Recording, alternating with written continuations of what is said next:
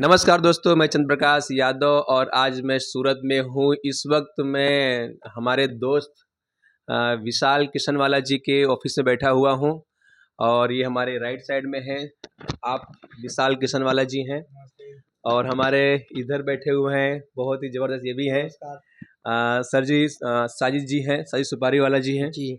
और ये सर दोनों लोग सूरत से हैं और हमारे बोटाद से ये भी गुजरात के अंदर ही है। तो बोटाद से हितेश गोहिल जी हैं और सामने बैठे हुए हैं कैमरे के जो संभाल रहे हैं वो हैं जयनाथ यादव जी बड़ोदरा से और मैं भी बड़ोदरा से हूँ।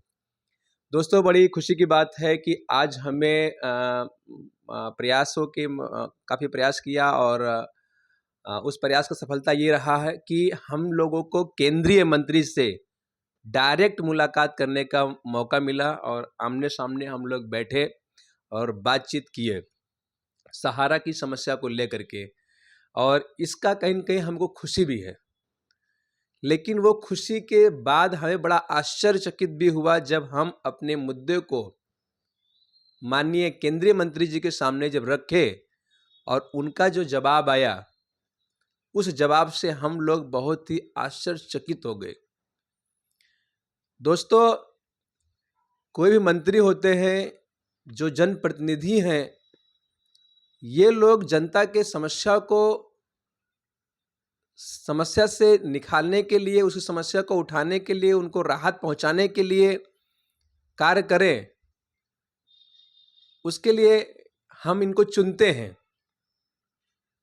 लेकिन एक केंद्रीय मंत्री लेवल के व्यक्तित्व होते हुए भी अगर वो आपसे ऐसा कह दें कि मैं आपकी समस्या में कुछ नहीं कर सकता हूं, मैं ये बात ऊपर लेवल तक या आपको सरकार में पटल के ऊपर में जो संबंधित डिपार्टमेंट है या अमित शाह जी हैं या माननीय नरेंद्र मोदी जी हैं, वहां तक मैं नहीं पहुंचा सकता हूं, मेरी हिम्मत नहीं है। बड़ी आश्चर्यचकित हुआ इस बात को सुन करके।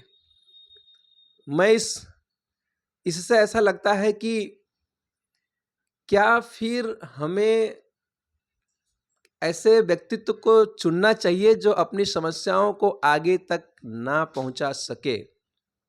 ये आपको सोचना है कि कैसे व्यक्तित्व को लाना चाहिए। हम विशाल किशनवाला जी से थोड़ा बात करना चाहेंगे। सर का क्या अनुभव रहा? हम पांचों लोग आज मिलने गए थे और क्या रहा थोड़ा थोड़ा सर हम सभी से रिव्यू लेना चाहेंगे। सर, आप हमारे साथी थे और आपने बात भी किया माननीय केंद्रीय मंत्री जी से, मिलकर उनसे कैसा लगा आपको? नमस्ते साथियों। पहले तो मैं ये कहना चाहूँगा कि आप सब खुश होंगे, अच्छे होंगे सेहत वाइज। हम लोग आज माननीय केंद्रीय मंत्री जी जिन्होंने हमें समय दिया, उनके लिए उनका खूब खूब आभार व्यक्त करता हूँ। आज जब हम उनसे मिले और हम सहारा इंडिया के जो कार्यकर्ता है वो कई समय से पीड़ित है जमाकर्ताओं का भुगतान ना होने के वजह से। हाँ, हमें पता है कि इस समस्या का समाधान ऊपरी स्तर से कुछ ना कुछ रहा होगा कि उसके लिए प्रयासरत है। माननीय गृह मंत्री अमित शाह जी इसको देख रहे हैं, जिसके लिए उन्होंने पिछले साल 18 जुलाई को एक पोर्टल भी लॉन्च किया, जिसमें सम्मानित जमाकर्ताओं को 45 दिन से 90 दिन में भुगतान देने की बात रखी थी। लेकिन आज जब 1 साल होने को है, अभी तक समस्या का समाधान नहीं हो रहा है और सम्मानित जमाकर्ताओं को भुगतान नहीं मिल रहा है। तो इस समस्या का जो समय है वो बहुत ज़्यादा व्यतीत हो जाने के लिए वजह से आज कई सहारा के कार्यकर्ताओं मौत की कगार में चले गए। करीब 5,000 से 6,000 कार्यकर्ताओं ने आत्महत्या की। आज अभी और अगर इस समस्या का समाधान आगे चला तो इसके अंदर और कई कार्यकर्ता और जमाकर्ता मौत के मुंह में जा सकते हैं। तो अब हम इसको ज़्यादा समय ना देते हुए इसके अंदर कुछ समस्या का समाधान मिले उसके लिए हम निचले स्तर से प्रयास करना फिर से शुरू किए हैं, क्योंकि पहले भी हम काफ़ी प्रयास कर चुके हैं।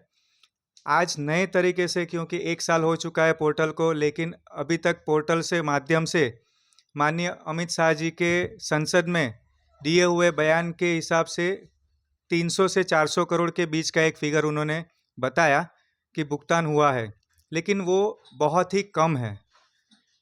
इस तरह से अगर भुगतान हुआ तो अगले 10 साल 15 साल भी हो सकते हैं और कई लोग इससे प्रताड़ित रहेंगे। तो हमें ये कहना था कि आज जब हम केंद्रीय मंत्री जी से इसीलिए मिलने के लिए हम गए कि भाई इस हमारी जो नीचे की समस्या है उसको आप ऊपर तक पहुंचाए।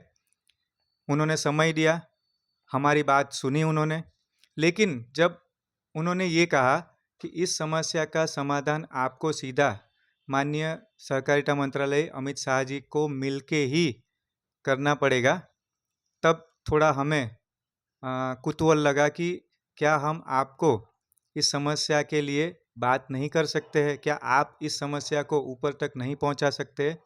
तो उन्होंने कहा कि इस समस्या का समाधान मैं आपको नहीं दे सकता हूं, आपको जो कुछ भी बात है वो माननीय अमित शाह जी को मिलके ही करनी पड़ेगी और उनकी अपॉइंटमेंट लेके उनको मिलके इस समस्या को रखना पड़ेगा।